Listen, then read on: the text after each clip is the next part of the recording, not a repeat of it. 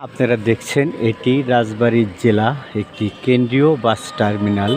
এই কেন্দ্রীয় bus terminal বাংলাদেশের মধ্যে দুটি টার্মিনাল হয়েছে, তার মধ্যে রয়েছে রাজবাড়ী জেলায় একটি। আর আমি একটি কথা বলতে পারি যে 1993 সালে যে বিএনপি সরকার ক্ষমতায় থাকাকালীন এই দুটো টার্মিনাল তৈরি হয়েছে বাংলাদেশের মধ্যে, তার মধ্যে রাজবাড়ী জেলায় একটি। তা আমি বলবো বর্তমান যে সরকার মাননীয় প্রধানমন্ত্রী আমাদের তারেক রহমান, তিনি যেন অবশ্যই এই কেন্দ্রীয় বাস টার্মিনাল রাজবাড়ী জেলায় সে যেন নজর দেয়, এই টার্মিনালটা যেন চালু হয় এবং এর আশেপাশে অনেক দোকানপাট রয়েছে, তারা অনেক কষ্টে জীবনযাপন করছে।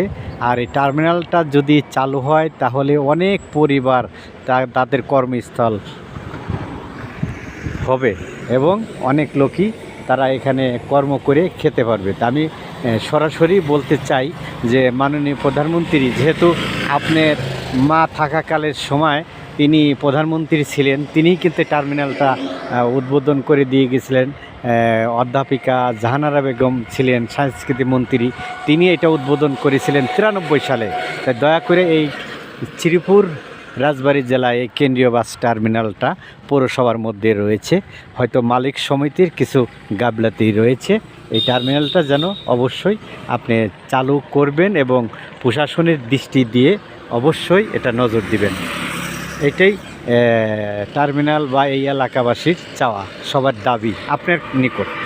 বাড়ি যে কেন্দ্রীয় বাস টার্মিনালের যে হালচাল আমি সেটাই দেখানোর চেষ্টা করছি। দেখছেন যে এখানে ভেঙে গেছে, কিন্তু পৌরসভার আওতায় থাকলেও কিন্তু এই বাস টার্মিনাল থেকে 93 সাল